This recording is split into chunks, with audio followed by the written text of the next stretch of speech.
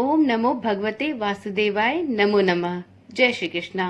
आप सभी का सनातन धर्मसार चैनल पर बहुत बहुत स्वागत है। मित्रों, साल की सभी 24 एकादशियों में देवशयनी एकादशी अत्यंत महत्वपूर्ण मानी जाती है। देवशयनी एकादशी का व्रत आषाढ़ माह में शुक्ल पक्ष की एकादशी तिथि को किया जाता है। इस व्रत को रखने से सुख समृद्धि और उन्नति की प्राप्ति होती है। एकादशी के दिन जगत के पालनहार अर्थात भगवान विष्णु की पूजा अर्चना करने से सभी कष्टों से छुटकारा मिलता है। हर माह में 2 एकादशी तिथियां पड़ती हैं। आषाढ़ माह के शुक्ल पक्ष की एकादशी तिथि को देवशयनी एकादशी के नाम से जाना जाता है। धार्मिक मान्यताओं के अनुसार देवशयनी एकादशी के दिन से भगवान विष्णु निद्रा में चले जाते हैं, जिसे चातुर्मास के नाम से जाना जाता है। ऐसे में देवशयनी एकादशी से ही चातुर्मास का प्रारंभ हो जाता है। चातुर्मास के दौरान कोई भी शुभ कार्य नहीं किया जा सकता, क्योंकि चतुर्मास में भगवान विष्णु सो जाते हैं। चतुर्मास में मुंडन, शादी, सगाई, गृह प्रवेश, नामकरण आदि जैसे मांगलिक कार्य करना पूरी तरह से वर्जित बताया गया है।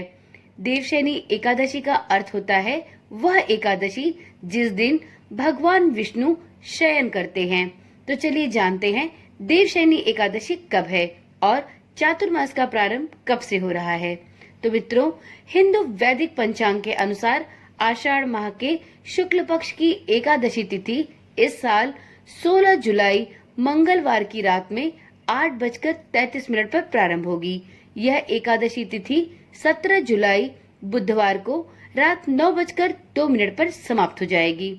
ऐसे में उदया तिथि को मानते हुए देवशयनी एकादशी 17 जुलाई को है और इसी दिन एकादशी का व्रत भी रखा जाएगा। चलिए अब जान लेते हैं देवशयनी एकादशी में पूजा का शुभ मुहूर्त क्या होगा। तो मित्रों, देवशयनी एकादशी व्रत के दिन पूजा का शुभ मुहूर्त होगा 17 जुलाई को सुबह 5:37 से। उसके बाद आप कभी भी पूजा अर्चना कर सकते हैं। वीडियो में आगे देवशयनी एकादशी व्रत के पारण का समय भी जानते हैं। तो जो लोग 17 जुलाई को देवशयनी एकादशी का व्रत रखेंगे वो 18 जुलाई गुरुवार को सुबह 5:35 से सुबह के ही 8:20 के बीच कभी भी अपने व्रत का पारण कर सकते हैं। मित्रों, देवशयनी एकादशी से ही चतुर्मास का प्रारंभ भी होता है। चतुर्मास की शुरुआत देवशयनी एकादशी के दिन से ही होती है। चतुर्मास आषाढ़ माह के शुक्ल एकादशी तिथि से प्रारंभ होकर कार्तिक माह के शुक्ल पक्ष की एकादशी तिथि तक चलती है। कार्तिक माह के शुक्ल पक्ष की एकादशी तिथि को चतुर्मास का समापन हो जाता है। जिस दिन चतुर्मास समाप्त होता है उस दिन देवउठनी एकादशी होती है। चतुर्मास में आषाढ़, सावन, भाद्रपद, अश्विन और कार्तिक मास आते हैं। ऐसे में चतुर्मास तिथियों से तिथियों की गणना करने पर 4 महीने का कुल समय प्राप्त होता है। चतुर्मास के शुरू होते ही भगवान विष्णु योग निद्रा में चले जाते हैं और वे सृष्टि के संचालन का सभी काम भगवान शिव को सौंप देते हैं। ऐसी मान्यता है कि इस दिन से 4 माह के लिए देव विष्णु शयन करते हैं और उनके स्थान पर भगवान भोलेनाथ सृष्टि का संचालन करते हैं। मित्रों, चतुर्मास का प्रारंभ होते ही शुभ कार्यों पर रोक लग जाती है। बहुत लोगों का यह प्रश्न होता है कि आखिर चतुर्मास में शुभ कार्य क्यों नहीं किए जाते।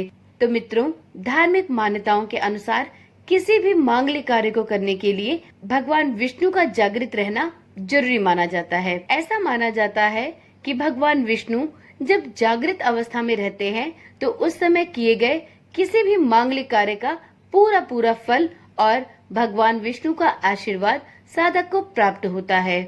वहीं जब देव सो रहे हो तो उस दौरान आप कोई भी मांगलिक कार्य करें तो उसका पूर्ण फल आपको नहीं प्राप्त होता। साथ में भगवान विष्णु के आशीर्वाद से भी साधक वंचित रह जाता है। यही वजह है कि चतुर्मास के दिनों में विवाह, मुंडन, सगाई, उपनयन संस्कार तथा गृह प्रवेश जैसे मांगलिक कार्य नहीं किए जाते हैं और इन मांगलिक कार्यों का प्रारंभ चतुर्मास के समाप्त होने पर और देवउठनी एकादशी के प्रारंभ होने के बाद ही प्रारंभ होता है। तो चलिए मित्रों, आज की वीडियो में इतनी ही जानकारी। कल मिलते हैं एक नई वीडियो, एक नई जानकारी के साथ। ओम नमः शिवाय, जय श्री कृष्णा, राधे राधे।